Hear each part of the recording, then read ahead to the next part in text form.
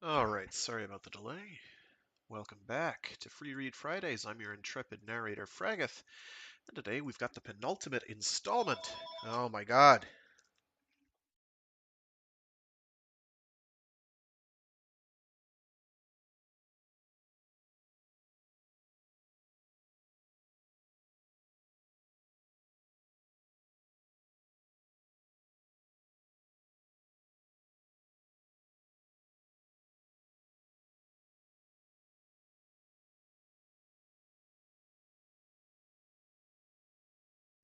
I swear nothing's going right today. Alrighty. Something, something, something. Penultimate episode. Something, something of Heavy Time by CJ Cherryh. Previously on, Decker is realizing some of the sources of his trauma, which is good for him. The reason he feels guilty as hell is because he did know better than Corey in this one very specific instance and did not open his mouth or raise objections. He was just like, okay, well, you're the college educated one, and I don't want to look like an idiot if I'm wrong. And she died. So he blames himself, for better or for worse.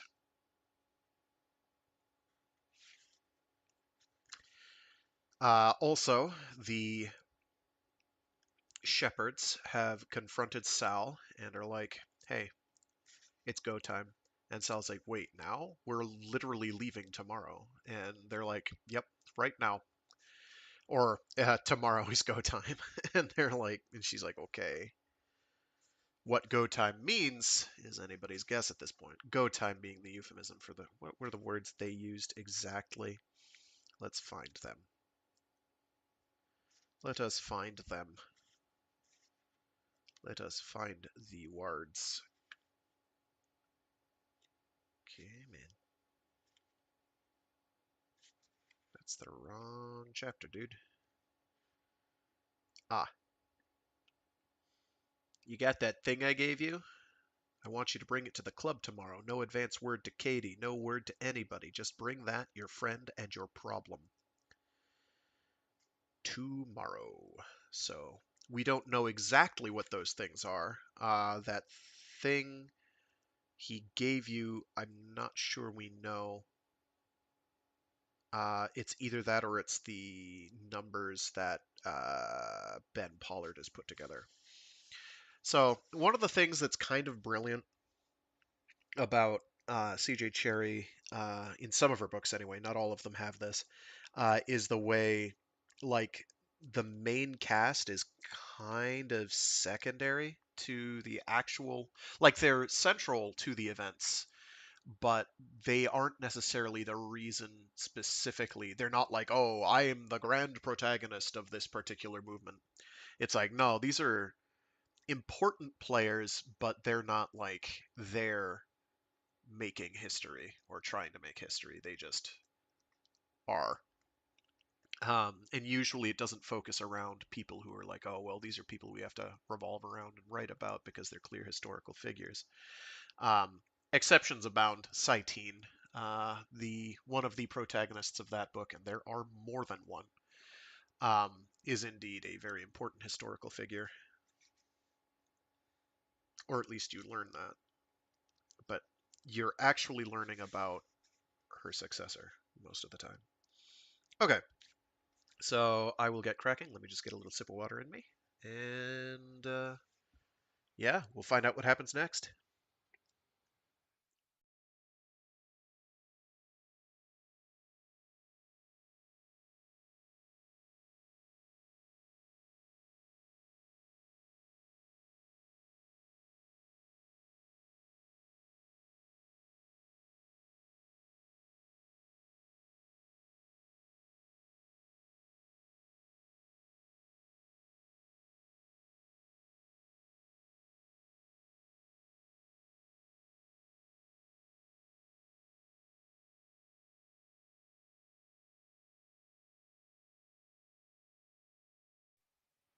Chapter 16.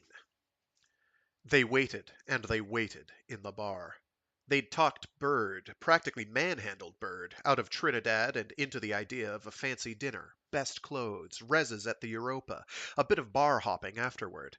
And now Decker went missing. Ben was mad. Sal was a nervous wreck. Decker had been acting strange all day, Meg reminded herself glumly, and spent her own money calling the gym he reasonably should have gone to hours ago. Of course, he hadn't. Damn. So, look, Bird said when she reported that fact back to the table. We just leave word with Mike. Mike can give him directions when he shows up. He'll find us. Leave that guy loose on the deck? Ben groaned. Not the way she'd have put it, but it was another worrisome side of it. Let's just give it a little while. He's a big boy, Bird said. He's found his way round the belt, for God's sake. He's not lost. He may not have understood it was a date. He understood, Meg said, and was about to say she agreed with Ben. They should give it another little while, when Mike at the bar signaled they had a call. She stood up to take it, but Mike indicated Sal specifically, to her acute disappointment. She slid back into her chair while Sal went to take the call. Probably some friend come onto R2, she decided. Decker might call her if he was in a funk, and he might call Bird, but Decker asking for Sal was hardly likely. Probably in some bar, Ben said. Probably drinking his way to tomorrow, or Z'd on pills. Damn it, Meg, think of another place. Pacific, Bird said. So let's call there, Ben said, and something else, but Meg lost it. Sal hung up on her call and flashed her a come here signal, looking seriously worried. Excuse me, she murmured, and got up and met Sal by the phone. Sal said, head ducked and voice low, that was Mitch. He said meet him out front. Now. She felt a little chill and puzzlement. Seriously non-reg. He say anything? No, just that. Sal looked truly scared. Terrified. Cover me with Bird. I don't know how long this may take. God, Meg said. Yeah, all right. Sal went for the door, and she went back to the table. What was that? Ben asked. Friend with a problem. Decker? No. God, this isn't getting any more organized. We're all over the damn deck. I think we ought to make that call to the Pacific.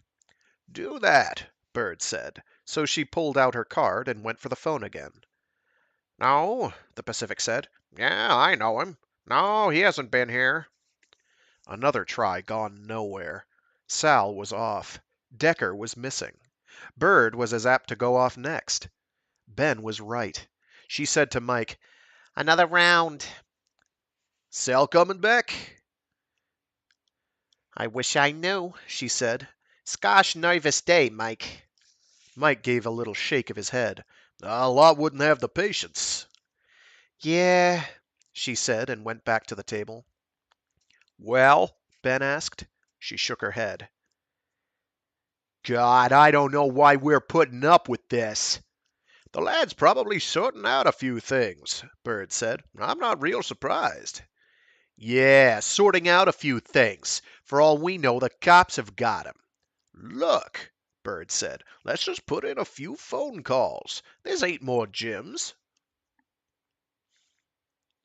Sal came back, not looking like good news. She came up to the table and leaned against it with her hands. Trouble, she said, very low. They just found Deck's partner. Alive? Meg asked. Neg, Shepard found her drifting at the well. Some things you heard and they just didn't make any kind of sense. A fool kid got killed in the far interface of the refinery zones back sometime in March and turned up a couple of 100 million K away in September in a Shepard recovery path? No way, Ben said. We have any word yet? Sal asked. Where Deck is? No, Meg said, and leaned back as Mike brought the drinks. On my tab, Bird said to Mike, all business, and Mike cleverly made himself absent. Ben hissed, What do you mean, drifting at the well? What in hell's going on? Sal shook her head, glitter and rattle of metal-tipped braids. They don't know. Word's out on their net, Word's out on their net. Codecom to every shepherd out there. You didn't hear that. They don't know if Mom Bitch can crack it. She gets mad as hell when they do it. But we got a seriously deviated driver out there. Fired a body at the well? Ben said. God, somebody stark crazy.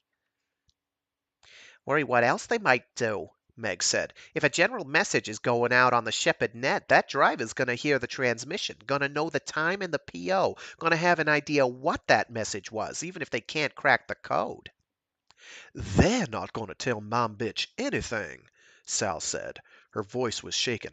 But the question is how long the Shepherds can hold this quiet. This is a seriously bad time for Deck to go missing. If the cops haven't got him, Bird said. Question is, does Mama know what's in that transmission? They'll pick him up. Sal pulled 2 data cards from her pocket and laid them on the table. That's from a couple of friends. We're them. They're real high access. The word is find Deck. Get him to the club next to Scorpio's, and don't use our cards or his. Ben whispered, Damn it, we gotta launch tomorrow. He may not make it. We may not make it, Meg thought. The cards lay there, seriously illegal, what the shepherds were doing and what they were risking. One kid was dead. Good chance there could be another. She picked up one card. Bird picked up the other.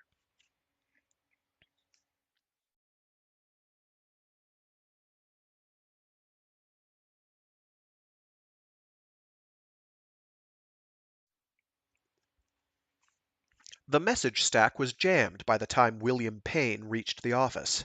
Halfway through an important dinner and 3 glasses of wine under his belt when the phone had rung, and he wished to hell he'd had at least one fewer.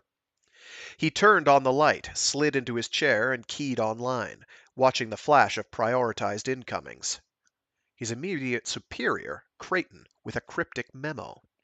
An unexplained ship-to-ship message is proceeding from the Shepherds. Be alert for sabotage. A statement from the president of the board. The company stands by its policy on abuse of communications. From Cooley in News and Entertainment. Continuing regular programming pending further instructions. From Salvatore in Security. Stage 1 alert in progress. Code team is assembling. Payne keyed on, waiting for Creighton's instructions to flow down, waiting for information to flow up from Salvatore. He was shivering. The temperature in the office was still coming up. Or it was nerves. The Shepherd negotiations were in trouble, and this happened. They were clearly making a move, and the company now had to break off the contract talks or lose credibility. With agitators stirring up the dock workers and the refinery workers spoiling for a chance to press their agendas. Real problems in those groups. The EC insisted on dumping its touchy cases out here, and those problems didn't go away. They just recruited other problems and made demands. They opened valves in the mast. They slashed hoses. They vandalized plastics vats. Now the Shepherds committed a deliberate, massive defiance of company rules, outright challenging the company to take action, possibly even signaling the long-threatened work stoppage.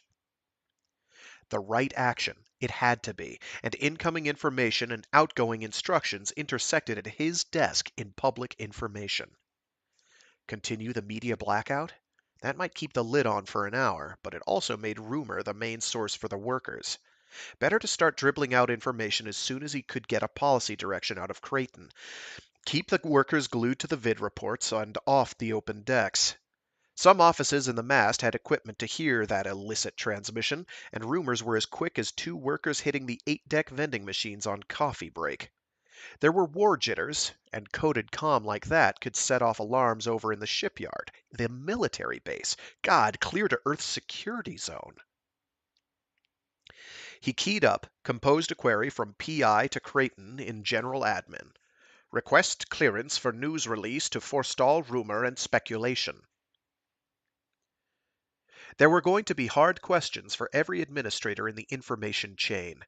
Every decision over the next few hours was going under a magnifying glass.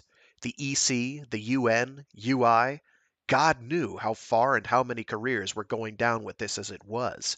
The Shepherds, damn them, were calling the company's bluff.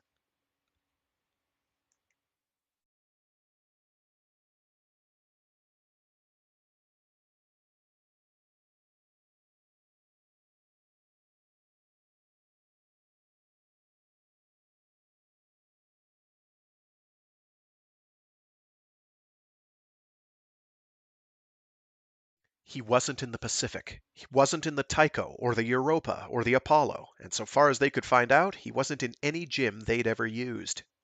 They fanned out, gave up communication with each other. Couldn't phone when you didn't know where to phone, and you never knew when the company was listening. I'll check 3, Meg told Ben, last time their paths crossed on the deck, and she caught the trans to 3 to check the gyms there. Seen a dark-haired guy, rab cut, about 20, thin? No, no, and no. She had a stitch in her side, she had a bash on her elbow from a fast stop in .8 G, and she was running out of places that didn't involve the cops or the hospital. She imagined odd looks at her back, imagined the rumors starting to run the corridors. What's to do with the dark-haired rab? On Hell Deck she'd gotten "Will I do's?" from guys she asked, and the last try in the gym she hadn't. Out of breath and looking like no joke at all. That wasn't good. That invited questions from the cops, especially with the Shepherds sending illegal transmissions. She took the stretch back toward the trans station at a slow walk, catching her breath and racking her brain for where next to look, when the thought hit her that she was already on 3. And Decker obviously hadn't done anything logical, or they'd have found him. The cops might be tracking card use by now, and using a Shepherd card was about as nervous a proposition as using her own. But there were more Shepherds than there were Meg Cadies on R2, and a cop looking for a guy might just look past her. She about-faced and went for the core lift, used the card, and rode it up with a couple of obnoxious tender jocks who wanted to get friendly. She stared obdurately at the door, arms folded, sweating, panicked, thinking, God, no trouble, I don't want cops, not carrying an illegal card. Up through the lighter and lighter decks, where you had to take hold. The tender jocks tried to talk her into getting off at 8 and going to a sleepery with them. She said no, very patiently, and swore she was going to hunt these guys down and kill them if she got out of this. 8. The jocks got off. Thank God. The car made the jolting transit to the core and stopped. The access light went on and she shoved the card in, hoping to God customs wasn't on duty right now. The door opened. She caught the grip on the line and rode it through the numbing cold. No jacket, obviously not dressed for the Corps, but she'd done it before, and customs off in their warm little office had seen her come and go like this a dozen times. Hope to God nobody's put a watch on the ships. She was half frozen by the time she'd braked off the line and caught Trinidad's rigging cord. Hadn't even a hand jet. She monkeyed over to the hatch, her breath coming in ragged, teeth-chattering hisses as she opened up and hauled herself through. The damn fool was there, just doing a little wipe down on a cabinet. He made a slow turn to look at her, all calm, like, "What's the rush, Meg? What could possibly be the matter?" She brought up against a console, hauled herself steady against the recoil, out of breath, not knowing what that look meant. That he'd lost his mind and gone totally E.T., or that he was holding it together, up here testing the limits of his sanity. You kinda missed the dinner date, she said. He blinked as if he were dropping into another track of thought. God, he said, I'm sorry. Blank and innocent. She wasn't entirely sure he was sane right now, or that she was even safe with him in this lonely, noise-insulated place. She said, with her teeth chattering, Dick, we gotta get down and find Bird. Right now. Something's come up. Something wrong? She wasn't about to explain to him here, alone. She grabbed his arm. We just got a problem. Her teeth rattling made it hard to talk. Come on, Dick, for God's sake, I'm freezing. What's going on? Tell you on the way. She made a little finger sign that meant bug. Bird wants you. Now. He disposed of the cloth he was holding. He wiped his fingers on his sweater, looking scared now. But he dimmed the lights and followed her out of the hatch.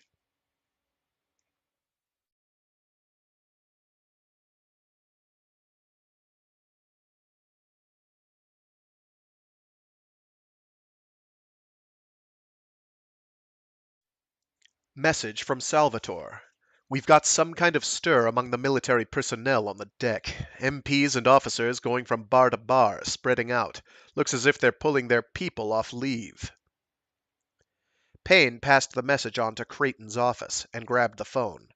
Fleetcom, he told it, and got one ring after another. Then a robot. Input your priority, please. This is Payne, Aztec's Public Information Office. Your call is entered in queue. Your call will be answered. Priority beeped him off. Red lights spread like plague across the phone console. Sir, Salvatore said into his ear, but another priority beeped Salvatore down to auto-record.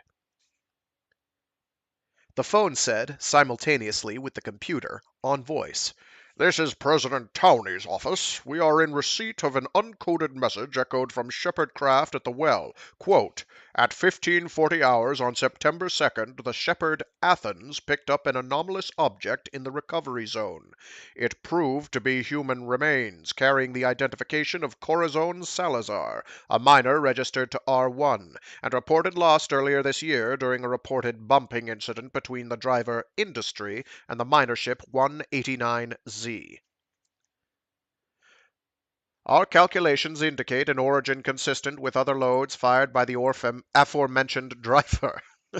We are in possession of charts which indicate falsification of records. We are advising the company of these facts, and we are demanding that charges immediately be filed of willful murder and attempted murder, with arrest warrants issued for the chief officers of the driver's ship." Sweating, heart thumping, Payne keyed to Salvatore.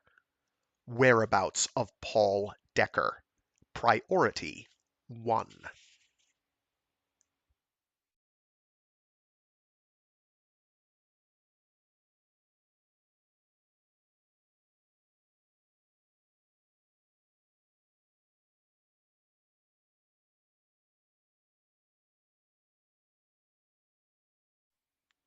Chapter 17.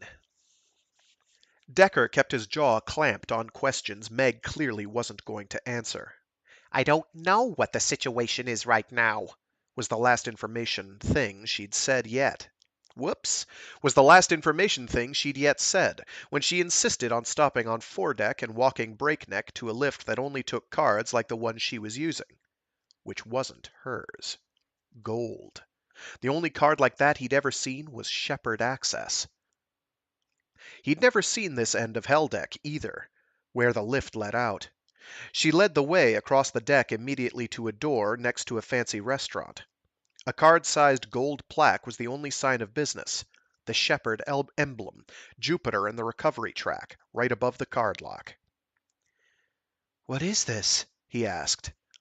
Meg put the card in, shoved the door as the electronic lock clicked.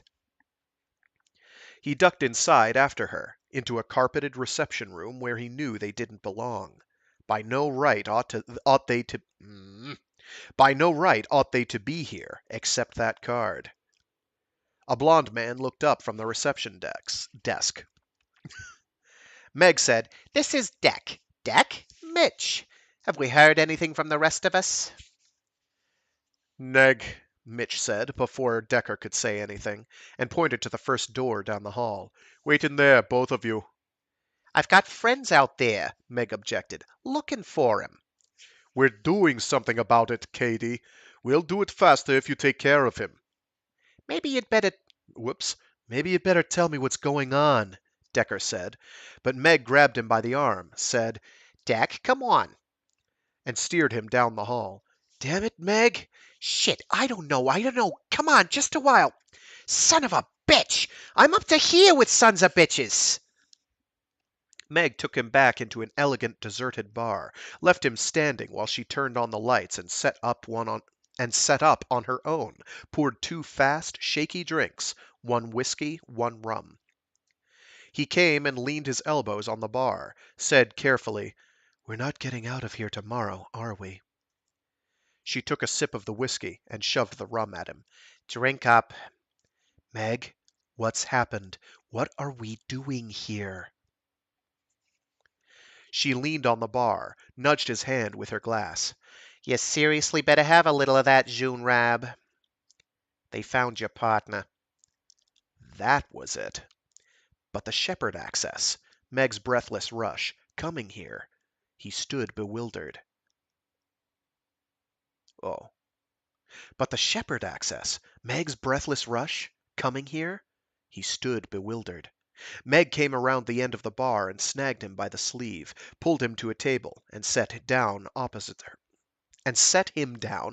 her. Sorry. She just decided to pull out all the stops and make sentences hard to read, apropos of nothing. She said, "Deck, they found her at the well. That son of a bitch put her in a bucket and sent her a long tour of Jupiter. A shepherd picked her up on the recovery path." Meg sneaked up, all gentle. Then she shot for the gut. His mind went blank and black. That huge, dark machine. Why in hell? Breath dammed up in his throat. He couldn't get it out. He reached for the glass, slopped it left and right, getting a drink. Meg reached across the table, reached for his free hand as he set the glass down, squeezed his fingers till they hurt. "Share, death is. Pain's life. And there's, above all, sons of bitches. Get your breath. You're not the only one who knows now. You're not alone out there. It's the independents, the free runners, the shepherds they were aiming at. The shepherd. It's the independents, the free runners, the shepherds they were aiming at. The old, old business." "But what in hell do they think they're doing?" His voice came out higher than he intended, hardly recognizable. "What kind of game is this? How could they ever think they could get away with it?" "There's crazy people. They shot us down at the company doors. News cameras everywhere. Everybody in the world saw it. How'd they get away with that? Can you tell me, June Rab? Have your rum. The word's out on the shepherd's calm. They'll be hearing at it. They'll be hearing it on I'm having a hard time. It's not the book, it's me. They'll be hearing it at Saul about now. The company won't want you to talk, you understand. Seriously won't want you to talk to anybody. That's what's going on. But if Mom Bitch pushes now, the shepherds are gonna shut Mom Bitch down. Let the corporates fly the ships with their cut-rate crews. Let the company execs fly the well." "I want that guy, Meg." "Close as we can come. You got the guys that launched him. Somebody's job's gone. Best you can do with these some bitches."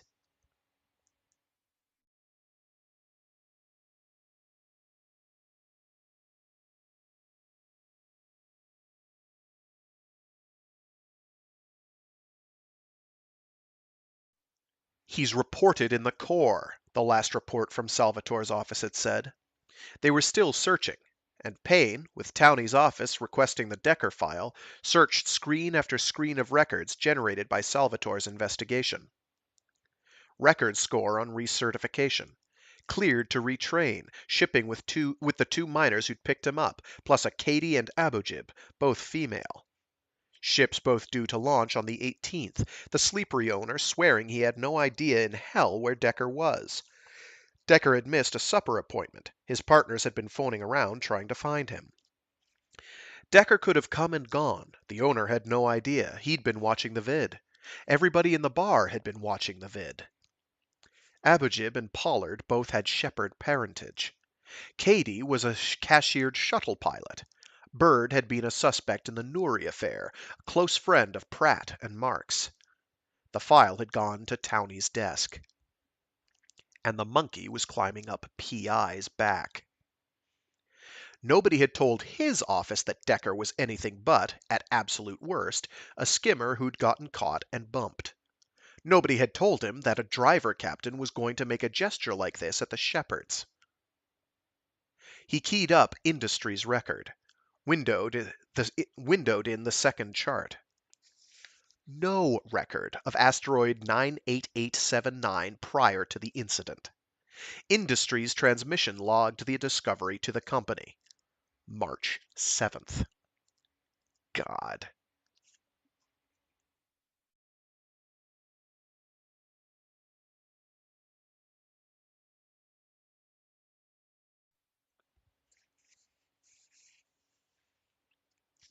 Decker had flat spooked out about the launch. That was Ben's opinion on the matter. They'd tried restaurants, game parlors, tried the bars again in the idea he could be skipping from one to the other, but the cops and the military were getting more and more visible on the deck. To hell with that guy, Ben thought, trying to look inconspicuous while a group of military police came past the frontage. Inside, the vid was saying something about shifts held over due to military exercises and a test of security procedures. A hand landed on his shoulder. His heart nearly stopped. He spun around, nose to nose with Bird. "Don't do that!" "Now we got a problem. We got wall-to-wall cops at the hole." He felt of his pocket, cold of a sudden. "Cards with me. We're all right." "All right," Bird echoed him. "You got a hell of an idea of all right. Have you seen Sal or Meg?" "Not since an hour ago." The PA blared out. "Shifts will be held another hour. There's a Civil Defense Command exercise in progress. If you have an assigned CDC post on 3 shift, go to it immediately. If you have no assigned duty, clear the decks. Repeat, all off-shift personnel get off the decks and return to quarters." "The hell," Bird muttered. "I've seen this before." "What are they doing?" "Cops," Bird said. "Martial law. Shit with finding the kid. They're going to shut him up. Shut it down. It's Noory all over again." Bird's hand closed on his arm. "And we're in it up to our ears. Understand me?" He did understand. He saw company cops moving through the crowds, saw blue uniformed MPs, too, with heavy sidearms. Bird said, "This time we put the word out. Just find some friends, spill the beans, tell them pass it on." "Why risk our necks? We've got enough troubles." "That's what we said the last time." "Bird, those are guns out there." "Do you know the word railroad, Ben, my lad? Pratt and Marks were innocent. No way those boys were with Noory's lot. Good, dumb kids. But now nobody's sure. You do what you like." "Where are you going?" "Doing a little discreet talking around in various ears. The company's not hushing this one up. This time we know numbers and dates." His mind went scattering in panic. The launch tomorrow. But that wasn't going to happen. The urge to kill Decker for involving them in this. But Decker was probably the first one under arrest. He took a fistful of Bird's coat, hauled him back. "Bird, I knew Pratt and Marks were being screwed," Bird said. "I had the evidence, you understand me? It could have tied me to Noory, in certain eyes. Everybody was scared. Everybody was saving his own ass. And everybody lost. Not this time." "Bird, for God's sake." "This time it's us in the fire path, you understand me? And we're not dumb kids. You've got that data card. Give it to me." Ben felt after the flat shape in his inside pocket, desperately trying to think what his old classmates he knew that could fix. Whoops. Desperately trying to think of what old classmates he knew that could fix this one. But there wasn't anyone. Not a damn soul who wouldn't be, the way Bird said, saving his own ass. "Give it to me." What are you going to do? Put it on the bulletin board and pass the word. Shit! Bird leaned close and put a hand on his shoulder. Find yourself a hole, hear me? Get down to the club. I don't know if Sal's friends will let you in, but hell, you've got ties there. Use 'em. It's the only hole might cover you. Bird trying anything under the table? Bird didn't know shit about the safeguards on the computer systems. Bird didn't know shit what he was doing. Damn it, those charts were their living! They also were the only evidence that existed about where they'd been and what they'd done. And if the company arrested them and erased it... Hell, he said, you've got that Shepard card. Thing's got one deck access. Do what with it? Hell, Ben, that thing's probably more dangerous. Just leave the computer stuff to me and stay out of it, Bird. You don't know shit how to get past the lockouts. I can get into all the boards. Hell, I could get it into General Systems. Bird, I know the modern codes. Where in hell did you get those? He said, just give me the fucking card, Bird, and tell him the file name's Decker.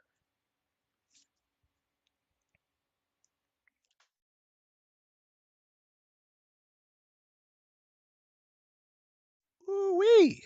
We got Ben on the case. The biggest asshole of them all, getting shit done at long last. Ben is nothing but a complete asshole, so he's only doing this, obviously, to save his own booty. Sorry.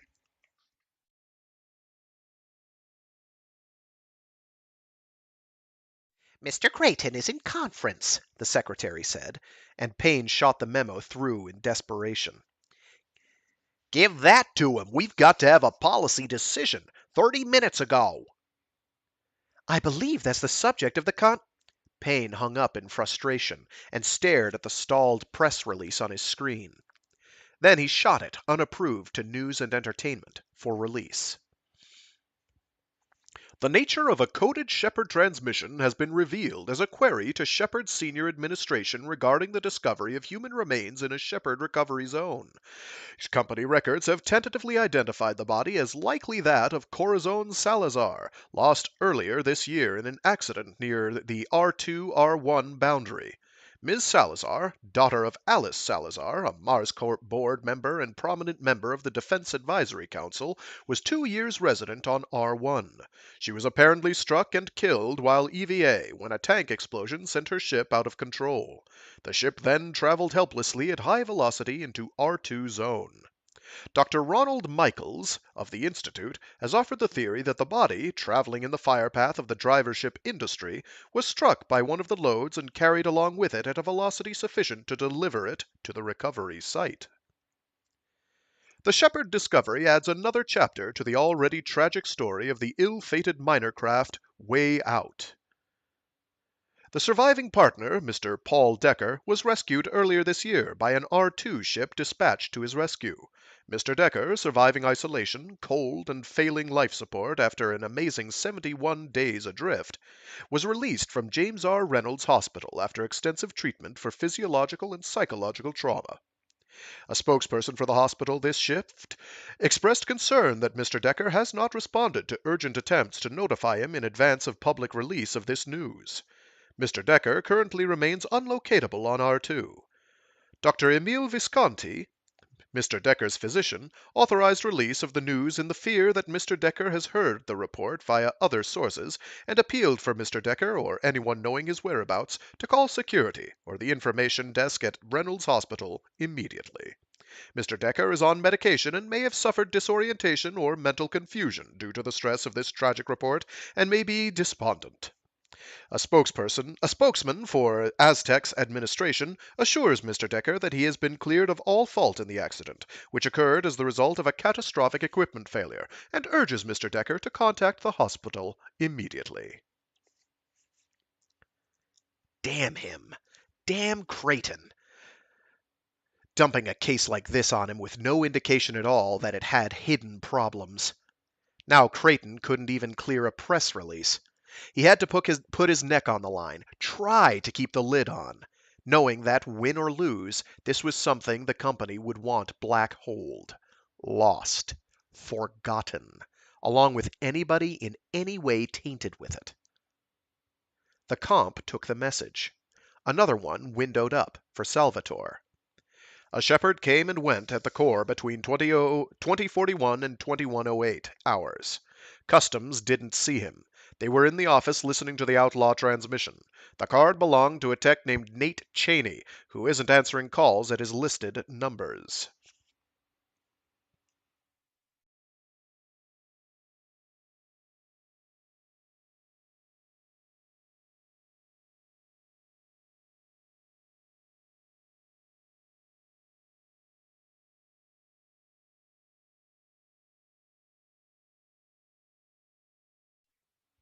No way to get to the rental comp at the hole, but any phone would do that had a keypad, and Io's fancy establishment had that amenity.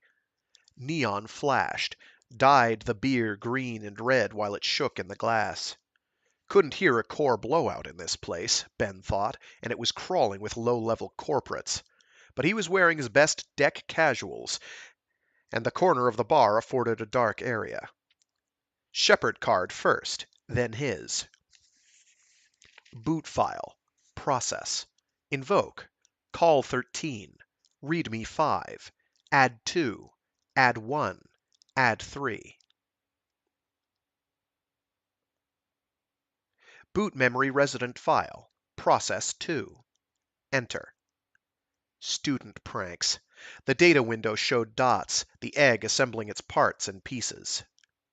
The data window said, Call me. Inst text. Input. /chart.cur, chart.14, chart.15. Output. Decker. Oh, here we go. The data window said, Enter sysac. His hands trembled over the keys. He didn't think about cops, or the corporate behind him, waiting to use the phone. He thought about data. He typed, rapid fire. *2, 20, W489/209, install, C, $Y, boot 3, *3 dot vertical line \$ squiggle bracket rs/pound unsquiggle bracket /p \p times 280 p *280 colon pound bracket tag /*1 unbracket. I think that's the last time we have to do that. I hope. I think we have to do more in Hellburner, but I don't remember. He switched data cards, inserted the Shepherd's before the pause ran out. Phone charge went to the Shepherd's card. The run trigger waited the first phone user after him.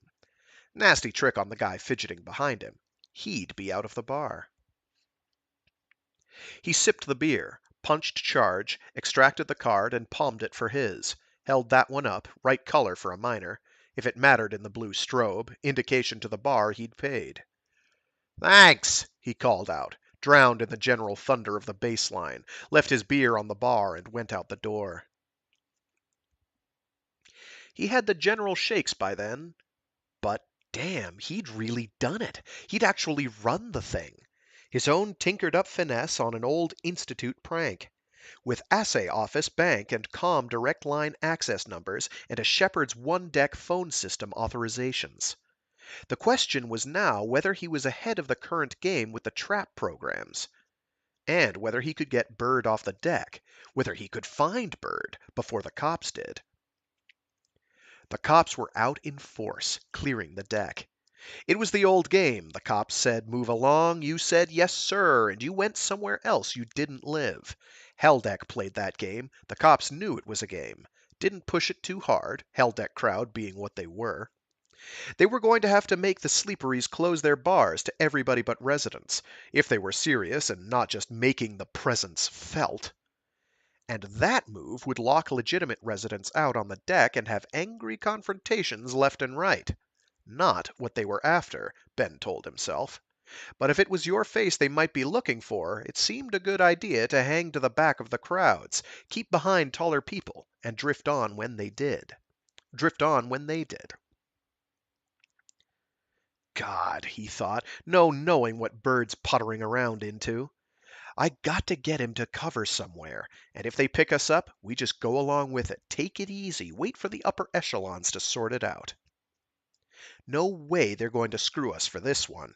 Too many people know the truth. Too many people on corp deck are going to be covering their asses. And to do that, they have to cover ours. Axe that sumbitch captain out there, and any clerk they can pin it on. Those are the ones who need to worry. Maybe we can even parlay this into a company buy-off. Get us that hell deck office. Just as hell, Bird. It's the names you know that matter. It's where they are and what you can do to them in court. Wipe down this card is all. Slip it right into the trash bin.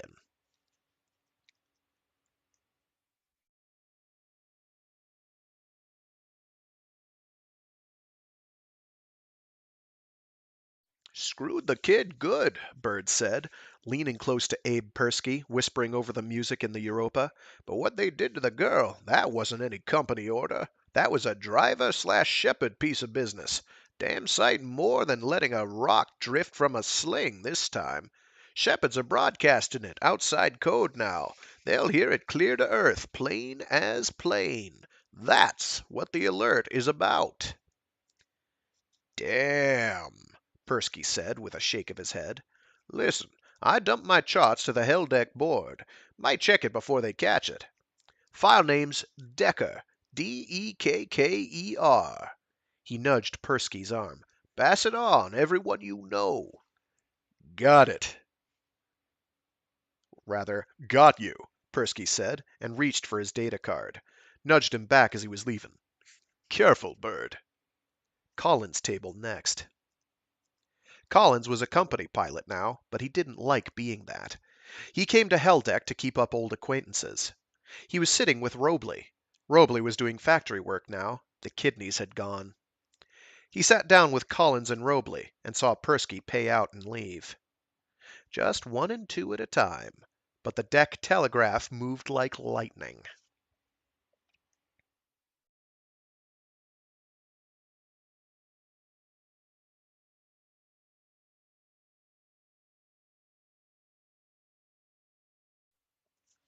Another call from Payne's office. Salvatore said, "Yes, sir," and "We're trying, sir. We've thought of that, sir. We're trying that, too."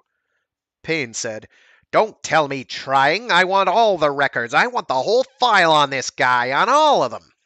Don't give me another dead kid with relatives in Mars Corp. Damn it, administration's had enough surprises in this case. I want to know who this Decker is. I want to know if he's got a record. I don't care if it's a misdemeanor. I want a total profile on him. You hear me? All the files, no 10-year cutoff. I want them as far back as they go, and I want them yesterday." Payne hung up.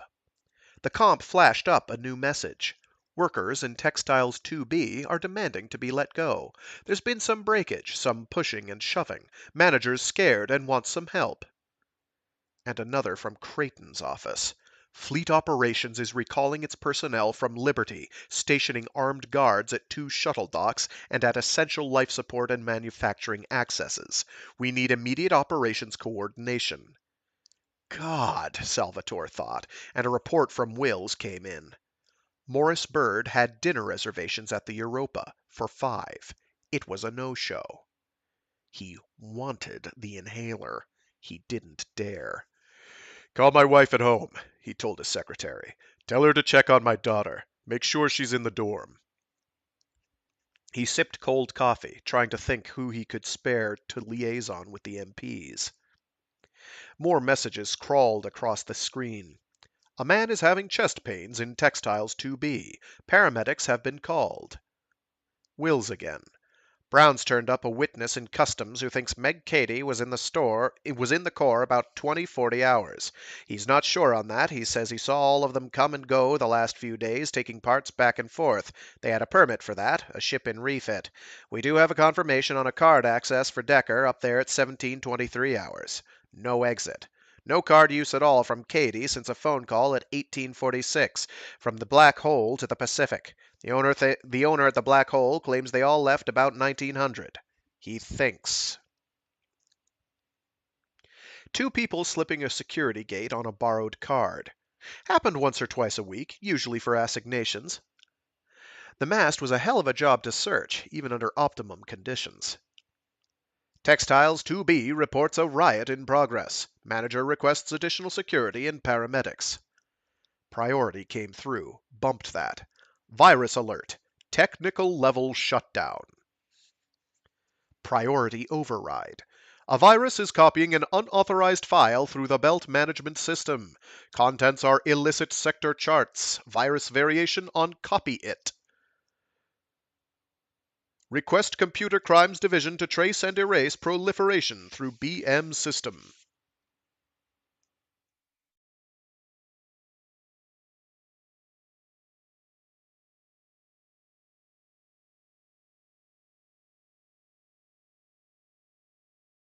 Cleared of all fault in the accident, which occurred as the result of a catastrophic equipment failure, and urges Mr. Decker to contact the hospital immediately.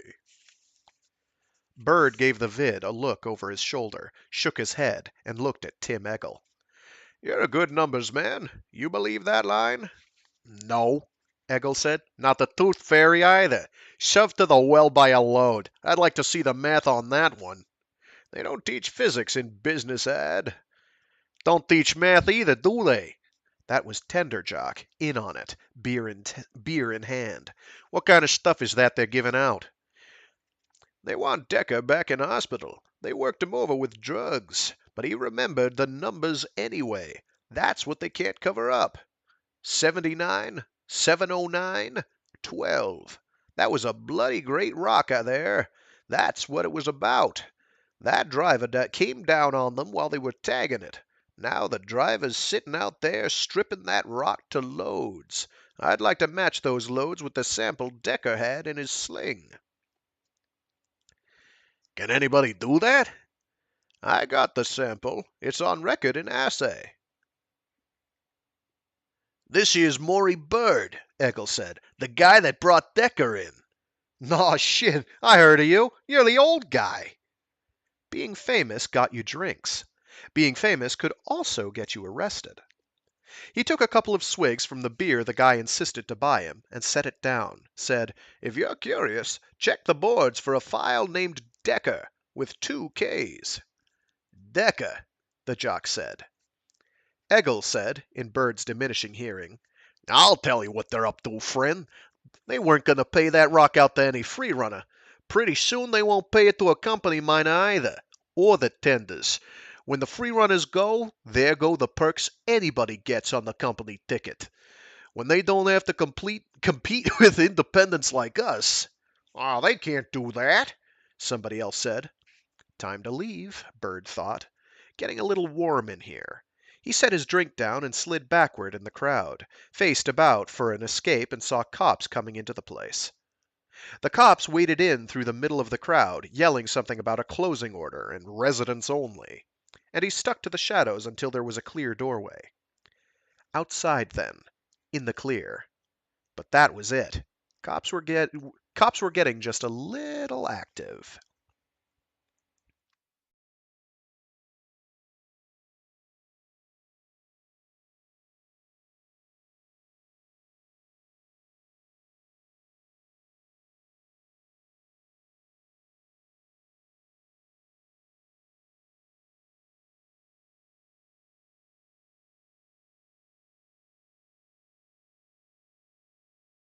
Where are they? Meg asked the only live human being she could find in the place. No Mitch, now, just this pasty-faced guy at the desk with the phone, with no calls coming in that she'd heard. Nothing was coming in, that she could tell, not even the vid, for what good it might be.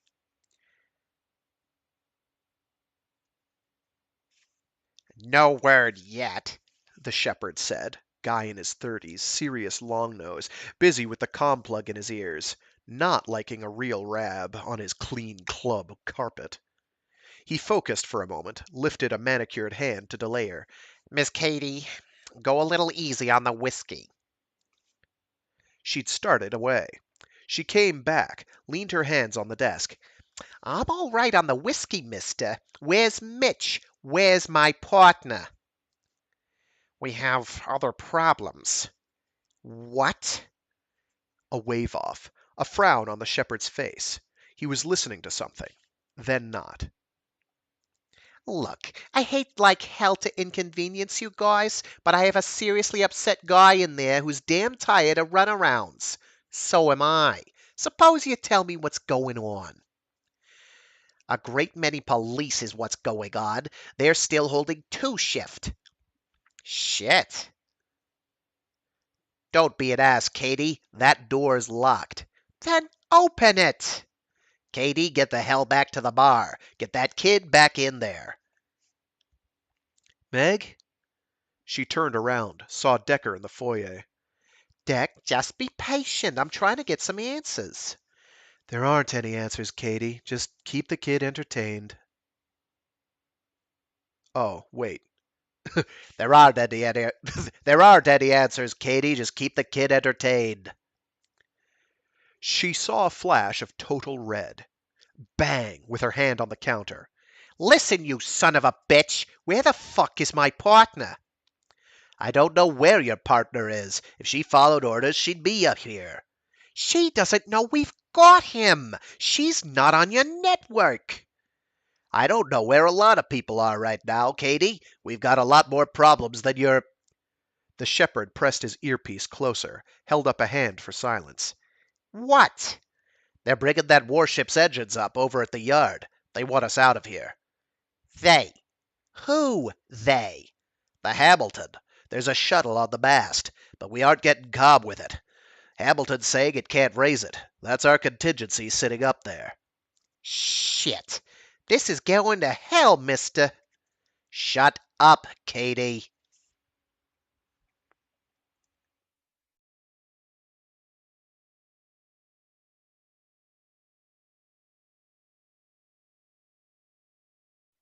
Message from C Crimes. Ordering immediate shutdown of the banking system. The virus has entered 2-deck bulletin boards, spreading on infected cards with each use.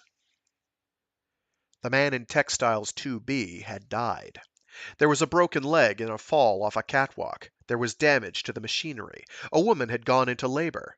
Salvatore had a view from an optex, and it was a mess. They had the phones stopped on too, but the damn chart had proliferated from the bulletin boards to the card charge system, sent itself into every trade establishment on R2, and they didn't know if it was into the bank databank itself. He washed an antacid down with stale coffee and tried to placate Payne. Payne said he had to go to a meeting. Payne said his aide Lebrun was handling the office. Damned right there was a meeting. There had better be a meeting real soon now, with some faster policy decisions. Salvatore's hands were shaking, and he didn't know who he could trust to handle emergencies long enough for him to get to the restroom and back. "Sir," and the intercom said, "Sir, Lieutenant Pori to see you." He didn't have any Lieutenant Pori on his list. He started to protest he wasn't seeing anybody, but the door opened without further warning, and a fleet officer walked in on him, with his aide. "Mr. Salvatore," the man said. African features. An accident. And sorry, let's take this paragraph from the top. He didn't have any Lieutenant Pori on his list. He started to protest he wasn't seeing anybody, but the door opened without further warning, and a fleet officer walked in on him with his aide. "Mr. Salvatore," the man said. African features. An accent he couldn't place. And a deep spacer prig attitude. He'd lay money on it, expecting stations to run on his schedule. He got up. A second aide showed up, blocked his secretary out of the doorway, and shut the door. "Mr. Pori."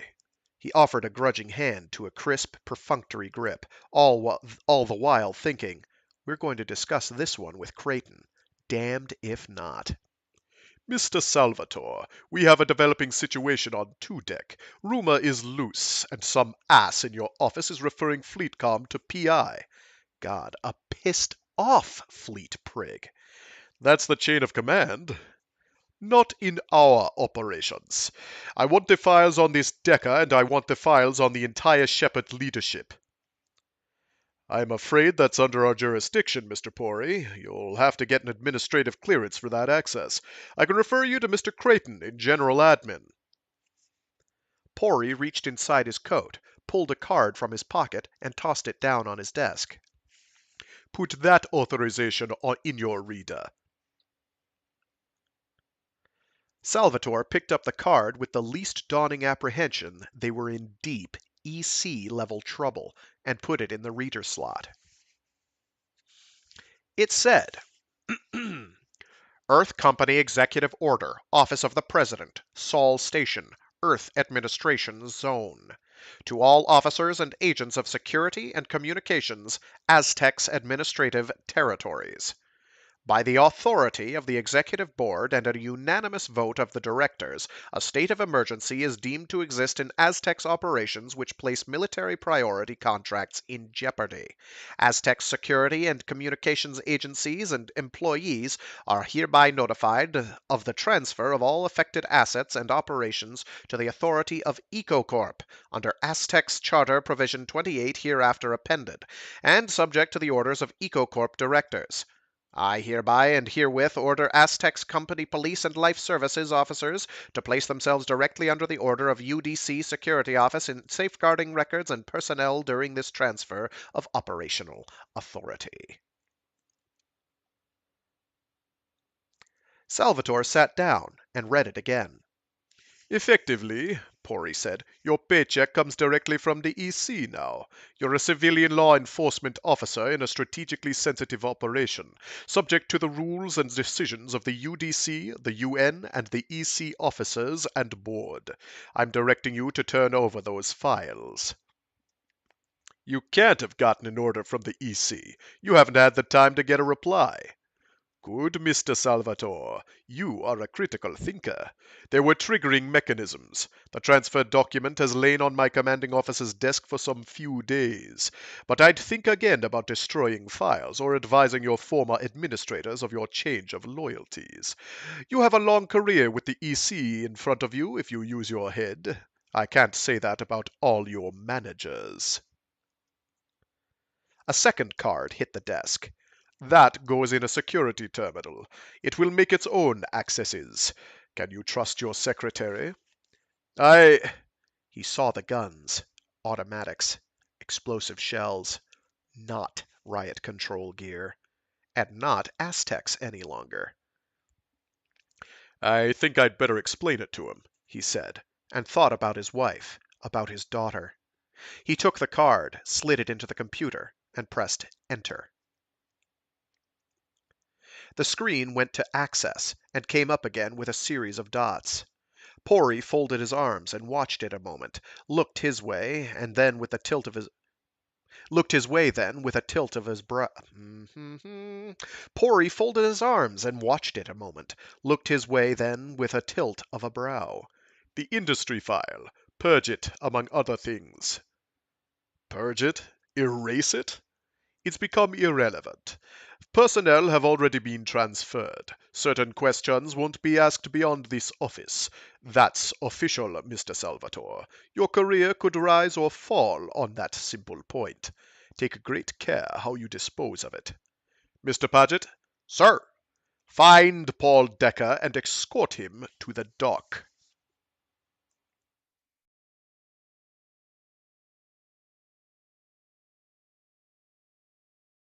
As you can see, I was not kidding when I said things would move quickly. So what's the new plan? Meg asked, she thought with great restraint, standing between Decker's temper and some fill-in Shepherd data jock with a rulebook up his ass, who persisted in trying to get contact with a shuttle that was probably... The Shepherd said, They're still not getting through to Mitch. They're jamming us. So what do you expect? It's not just the company anymore, it's the soldiers, for God's sake. And you can't hide on a station. You can't hide a ship either, Katie. I'm not sure how long my ship can hold position out there. Then let's get up to the dock. Play it by ear, for God's sake. This isn't a game, woman. We don't know if the lifts are working. Sit on your ass a little longer and we won't know what else won't be working when we need it. I'm the only contact our people have on this station. I have my orders. Mitch isn't answering. You're not contacting anybody out there. The phones are down. The soldiers are all up and down the deck, for God's sake. Let's get the hell up to the dock if that's our option. It does us no good to get to the shuttle. Our pilot's out there on the deck. Is that your problem? Well, you're in luck, mister. You're up to your ass in pilots. C-class, Katie, not a minor craft. Earth to orbit, ship to station, B1. Anything you can dock in this hellhole. Let's just get the hell up there. Katie, there's police out there. There's armed police out in front of our door. Do you have a way we're going to get past them? Good question.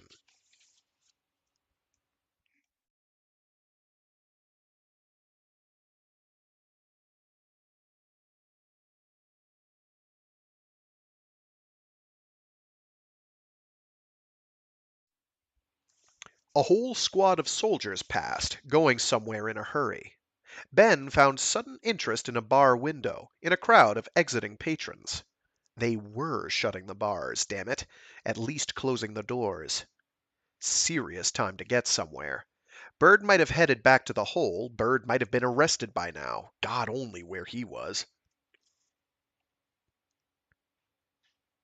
God only where he was. A touch brushed his arm. His heart turned over. He looked in that direction and saw a coffee-dark face under a docker's knit cap. Dock monkeys' coveralls, too, when women were damn scarce on the docks. What are you doing? Getting to the club unobviously as I can, which I think the both of us urgently better.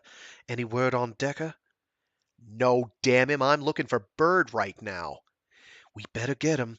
They got soldier boys with rifles now. They pulled those lads off Liberty, and they're putting some of them down by the offices. Damn, I don't like that. No argument, Cher. Some of those guys are still flying a little. Bright. Corporate bright there. Ain't corporate, Cher. That's the soldiers, which we got gathering right down there. Don't look. Which we got gathering right down there. Don't look. Let's just stroll along and find Bird. He hadn't been entirely scared until now. He started to walk, hearing distant shouting. People were coming out of the bar behind their backs. A beer mug hit the deck and broke. Just keep walking, Sal said. Don't hold my arm. You're a guy, damn it. Yeah, Sal said, and dropped it.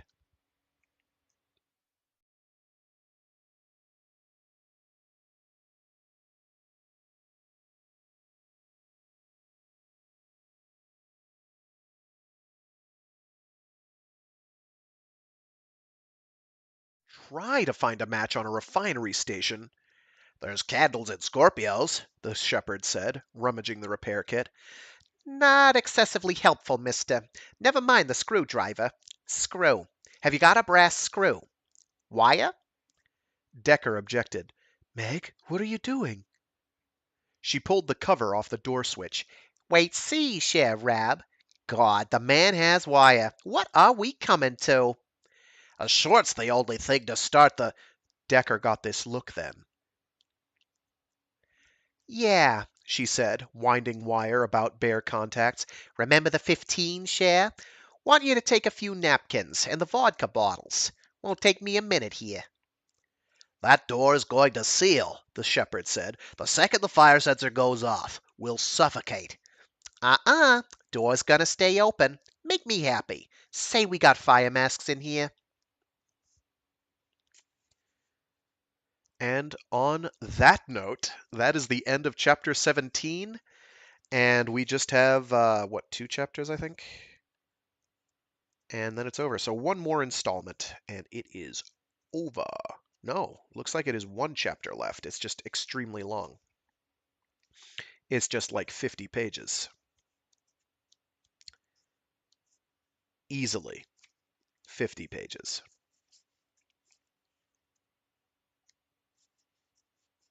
Yeah, it's like 50 pages. No, it's 2 chapters. I take it back. It is 2 chapters, but it is like 50 pages of material. That's fine. Okay, or 40. I know math. So yeah, join me next time on the final installment of Heavy Time by CJ Cherryh. At that point, I'll get the playlists all updated. Um, Hopefully, this one recorded fine. I didn't get any love notes saying that it didn't, which is good. Um, so yeah, I do try to do this every week. Actually, try nothing. Right now, it is do or do not. I do this every week. Free Read Fridays, where I read short stories and indeed entire novels aloud, such as the novel we're currently reading, Heavy Time. Um, I also do other streams throughout the week. I have a Mecha Mondays stream where I do something giant robot related or mecha adjacent. And I have a Warframe Wednesday stream where I do some Warframe for a couple hours. All of them starting at about 12 noon Eastern Standard if you want to catch them live. And that is something I should reiterate. I am not, this is all getting recorded and uploaded to YouTube, but I don't really edit the. Sorry about that. Just muted myself. Partly because I'm lazy, partly because I don't really have the time um, to sit down and do it dedicatedly for hours on end. To edit these into something a bit cleaner. So it's more of a live reading thing. But yeah, hope people are digging it. I don't know how well known CJ Cherryh is at the moment. Even though she's been writing for ages, she came out with a book not too long ago. Um, I can't remember what it was though. I remember being aware of it and then completely forgetting about it and then remembering later. Um, in any case, very prolific during the 80s and 90s and through into the early aughts. Lots of books. Very great author. I feel criminally underappreciated. I'd put her up there with practically any of the post Golden Age greats, like Frank Herbert. I'd put her up there with Frank Herbert, no problem. Um, but yeah, after I finish Heavy Time next week, the week after next, I should still be around. I don't think I have that major appointment coming up then. My schedule's going to get kind of rocky in a week or two, like around the end of the month. So we'll see what happens. Um, I'm planning on doing like at least one episode of short stories, maybe two of short stories, and then probably start the direct sequel to this book, Hellburner, because that's one I'd like to read the sequel. I've read the sequel, but I'd like to read it aloud because I think it's pretty good. The pacing on that is pretty comparable. Um, Unfortunately, the way it ends is sort of open-ended, and you don't really know what happens to the characters um, too much going forward, and I'm not totally certain we ever hear back from them after that. Events, however, in the universe proceed very much apace, going to the events of Down Below Station, which is kind of the big seminal moment that everything hinges around in the Merchanter universe. Merchanter Alliance universe? What is it called now? Let's try Wikipedia and see what it's called. CJ Cherryh.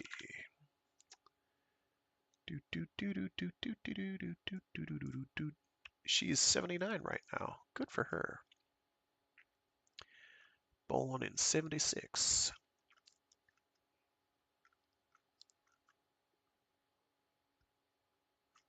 Wait, no. She couldn't have been born in 76.